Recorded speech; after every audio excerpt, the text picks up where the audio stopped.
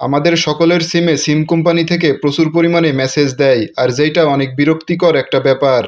আজকে আমি আপনাদেরকে দেখাবো যে আপনারা কিভাবে আপনাদের সকল সিমের অপ্রয়োজনীয় মেসেজ আসা বন্ধ করে দিবেন।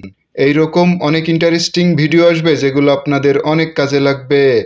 এজন্য অবশ্যই আমাদের পেজটিকে ফলো এবং চ্যানেলটিকে সাবস্ক্রাইব করে পাশেই থাকবেন।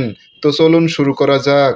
প্রথমেই চলে আসবেন মোবাইল ফোনের ডায়াল প্যাডে, আসার পরে ডায়াল করে দিবেন *121*8*6*2#। এই কোডটি দিয়ে আপনার বাংলালিংক সিম থেকে ডায়াল করে দিবেন, তাহলে আপনার বাংলালিংক সিমে অপ্রয়োজনীয় মেসেজ আসা বন্ধ হয়ে যাবে।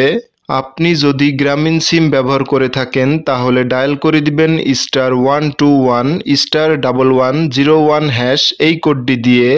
আপনি যদি রবি এবং এয়ারটেল সিম ব্যবহার করে থাকেন তাহলে ডায়াল করে দিবেন *7#। এই কোডটি দিয়ে। আপনি যদি টেলিটক সিম ব্যবহার করে থাকেন তাহলে ডায়াল করে দিবেন *155*1#। এই কোডটি দিয়ে।